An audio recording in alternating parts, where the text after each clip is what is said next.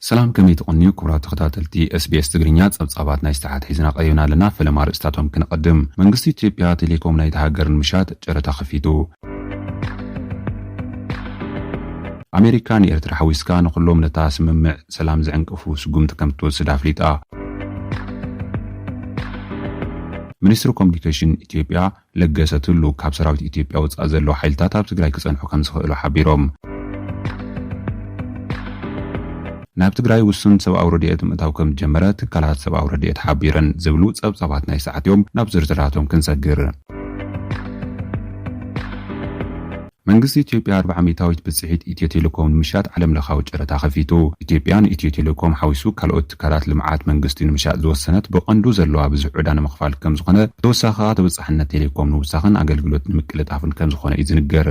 ብምዃኑ ድማ እቲ ካብ ትማል ክፍል ዝኾነ ጨረታ ሳልሳይ ቴሌኮም ፕራይቬታይዜሽን ዝብል ስም ዝተዋህቦ ኮይኑ ዓለም ለኻውያን ትካላት ቴሌኮም ክሳተፍሉ መፀዋዕታ ቀሪብሎ ሚኒስትር ገንዘብ ኣይተ ኣሕመድ ሸዴን ሚኒስትር ዲኤታ እዮብ ተካልኝን ኢትዮ ቴሌኮም ብኽፋል ናብ ዘፈሩ ልቃብ ዝዛወረሉ ጉዳይ ሂቦም መግለጽ ሂቦም ኣለዉ ኣመግለጽዮም ድማ ኣብቲ ዓውዲ ዝሳተፉ ዓለም ለኻውያን ኩባንያታት ምፍላይ ካብ ትማል ጀሚሩ ጨረታ ክፉት ከም ዝኾነ ገሊጾም 400 ብጽሒት ኢትዮ ቴሌኮም ናብ ዘፈሩ ልቃል ንምዝዋርን ኣብ ሳልሳይ ኣገልግሎት ቴሌኮሙኒኬሽን ዝዋፈሩ ትካላት ፍቓድ ንምሃብን ጨረታ ከም ዝወፀውና ረዲኦም ኣብዚ ሕዚ እዋን ናብ ስራሕ ዝርከቡ ኢትዮ ቴሌኮምን ሳፋሪኮምን ዝጽንበር ዓለም ለኻዊ ቴሌኮም ክሳብ 7 ታሕሳስ 2015 ዓመተ ምህረት ከም ዝጸንሕ ተገሊጹ ዘሎ እዚ መሸጣ ቴሌኮም ኢትዮጵያ ንዘለዋ ዕዳን ምቅላል ከም ዝኾነ እዩ ዝግለጽ ዘሎ ቅድሚ 2010 ዓመተ ምህረት ብድምር ከባቢ 28 ቢልዮን ዶላር ዝነበረ ዕዳ ኢትዮጵያ ኣብ ውሽጢ 4 ዓመታት ጥራሕ ናብ 56.6 ቢልዮን ዶላር ምዕባዩ ኣዝዩ ሓደገኛ ምዃኑ ሰሙያ ቁጠባ ከጥንቀቑ ጸኒሖም እዮም ብሰንኪ ዝኸብር ዘሎ ሚዛን ዕዳ ኢትዮጵያ ዕዳጋ ናይቲ ሃገር ናብ ቅልውላው ከም ዝወደቐ ዝግለጽ ዘሎ ኮይኑ ዓሚ ኣብ ዝነበረ በጀት ዓመት 2014 ዓመተ ምህረት ግእዝ ጥራሕ 1.7 ቢልዮን ዶላር ዕዳ ክትከፍል ምግዳዳ እዩ ዝግለጽ ሎም ዘበን 2015 ዓመተ ምህረት ግእዝ በጀት ዓመት ድማ ካብቲ ዝጸደቐ በጀት መብዛሕትኡ መኽፈሊ ዕዳ ከም ዝኸውን እዩ ዝንገር ትካል ገንዘብ ዓለም እውን ኢትዮጵያ ብዝመጽእ ጥሪ ዝህልዋ ዕቑር ዶላር ን17 መዓልታት ጥራሕ ዝኸውን ከም ዝተረፈ ክገልጽ ጸኒሑ بسلوسا بارلما إثيوبيا مبرز ذهب قدما منستر إثيوبيا أبي أحمد جن إثيوبيا قطبة 16.16 تريليون بر ويكا 226.7 بليون دولار كم زبط تهاجر بقطبة كمورا أفريقيا قدامي تخوينات مرح كم زلا كبهاجرات تسارع ساساي درجة كم تركب تكالات جنزب علم كم زنجرو انتخونا نساتهم جن قطبة إثيوبيا لعلزمو خانو كم زجلسو نربعة عامات وجاونا نكيا كم زركب عامي 6.4 مئتاوي زنبر عبيد قطبة إثيوبيا بزعمت نفشو عتنة وحمشة كم زعبي نفس وكف إثيوبياويان 1,312 دولار عطاو كم زلو ايو اتقدماي منستر نو بارلاما ابزهابو مبري كزارب ترأيو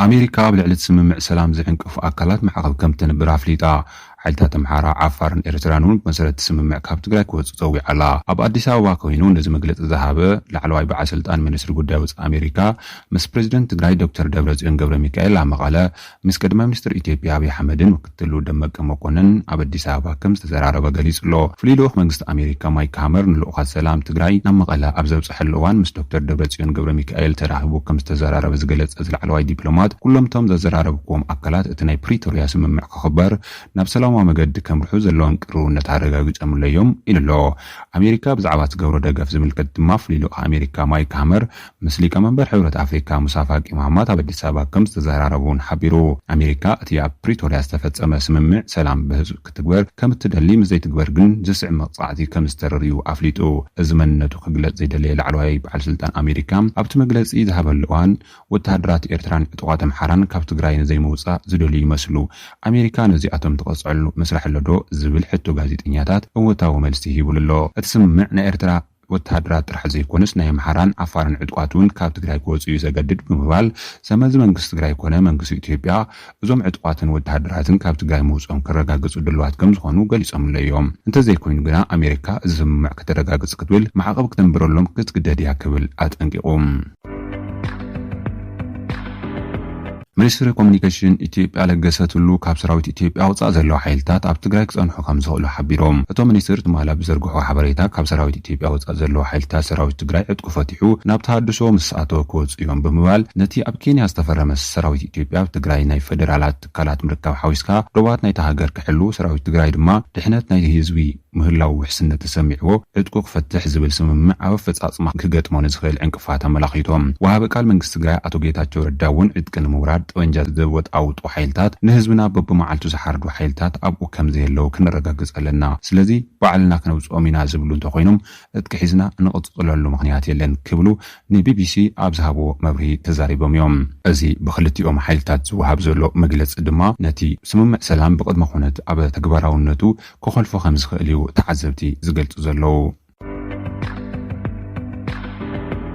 ናብ ትግራይ ውሱን ሰብኣዊ ረድኤት ምእታው ከም ጀመረ ትካላት ሰብኣዊ ረድኤት ሓቢረን ፕሮግራም ምግቢ ዓለም ብትዊተር ኣብ ዝሃቦ ሓበሬታ ብመስመር ጎንደር ዝኣተወ ቃፍላይ ድሕሪ ዓመትን መንፈቕን ንፈለማ እዋን 10 መካይን ብማይ ፀብርን ሽረ ከም ዝኣተዋ ገሊጹ ኣብ ዝመጽእ መዓልታት ህጹጽ ናይ ምግቢ ረድኤት ነቶም ኣብ ከተማ ማይ ፀብሪ ዘለዉ ሰባት ክበጽሕ ምዃኑ እውን ኣረዲኡ ኣሎ ብተወሳኺ ምግቢ መኣዛዊ ትሕዝቶ ዘለዎ ምግቢ ሕክምናዊ ነገራት ዝሓዛ መካይን ድማ ኣብ ቀረባ እዋን ብኩሉ ዝከኣል መስመራት ክስዕባ ከም ዝኾና እቲ ትካል ገሊጹ ድሕሪ 2 ዓመታት ንፈለማ እዋን ሰብኣዊ በረራታት ናብ ትግራይ ከም ጀመረ ድማ ማሕበር ቀይሕ መስቀል ሓቢሩሎ ዓለም ለኻዊ ማሕበር ቀይሕ መስቀል ኣብ ከተማ ሽረ ናይ ፈተነ በረራ አካይድሎ ድሕሪ ምባል ኩናት ድሕሪ ምውልዑ ድሕሪ 2 ዓመት ዝተገብረ ሰብኣዊ በረራ ክብል እውን ሓቢሩሎ ናብ ትግራይ ዝካየድ በረራታት ምጅማር ጸባባ ናይቶም ህጹጽ ደገፍ ዘድልዮም ንምፍታሕ ሰብኣዊ ሓገዝ ብቕልጡፍ ናብ ትክልል ክኣቱ ዝሕግዝ ምዃኑ እውን ገሊጹ ዝበዝሕ ክፈላ ብኩናት ዝዓነወ ትግራይ ውግእ ኣብ መወዳእታ ወርሒ ነሓሰ ድሕሪ ምጅማሩ ኣብ ትሕቲ ምሉእ ዕፅዋ ከም ዘላን ዝኾነ ሰብኣዊ ረድኤት ከም ዘይበጽሕን ክንገር ከም ጸንሐ ዝፍለጥ እዩ ትካላት ረድኤት ኣስታት 6 ሚልዮን ህዝቢ ህጹጽ ምግብን መድሓኒትን ዝርከቦ ሰብኣዊ ሓገዝ ብህጹጽ ክበጽሑ ክሓቱ ከም ጸንሑ ዝፍለጥ እዩ ብመሰረት ዓንቀጽ 5 ውዕል ፕሪቶርያ ተዋጋእቲ ወገናት ዘይተገደበ ሰብኣዊ ሓገዝ ንምሃብ ምትሕብባር ከምኡውን ንኹሉ ዝቐርብ ሰብኣዊ ሓገዛት ብኣፍልጦን ምክትታልን መንግስቲ ክኸውን ዝብል ኮይኑ ከም ዝተፈረመ ዝፍለጥ ኮይኑ እቲ ኣብ ናይሮቢ ዝተፈረመ ኣዋጅ ድማ ሰራሕተኛታትን ትካል ሰብኣዊ ረድኤትን ዝሓትዎ መሰረት ውሕስነት ድሕነት ክወሃቦም ዝብልዩ ስምምዕ ካብ ዝፍረም 10 መዓልታት ደምጉ ድማ ናብ ተግባር ከም ዝኣተወ ይግለጽ ኣሎ ዝሓለፈ እዋን ኣማኻሪ ቀደም ሚኒስትር ኢትዮጵያ ዝኾኑ ሬድዋን ሁሴን 700 ከባቢ ትግራይ ሰራዊት ኢትዮጵያ ተቆጻጺርዎ ኣሎ ሰብኣዊ ረድኤት ብዘይ ዕንቅፋት ይኣትሎ እንኮላይ ናብቶም ሰራዊት ኢትዮጵያ ዘይተቆጻጸሮም ቦታታት እውን ይኣትሎ ምስ በሉ ወሃቢ ቃል መንግስቲ ትግራይ ኣቶ ጌታቸው ረዳ ኣብ ባይታ ዘየለ ሓበሬታ ብምባል ከም ዝነጸግዎ ዝፍለጥ እዩ ሕጂ ሰብኣዊ ረድኤት ብውስን መልክዑ ናብ ትግራይ ክኣቱ ከም ጀመረ እዩ ትካላት ረድኤት ዝገልጻ ዘለዋ ክቡራት ተኸታተልቲ SBS ትግርኛ ንሰዓት ተዳለወ ዜና እዚ መስል ኣብ ቀጻሊ ባህለ ትሕዝቶ ክንረኻቢና ክሳብ ሽዑ ተሰናየን ምንልኩም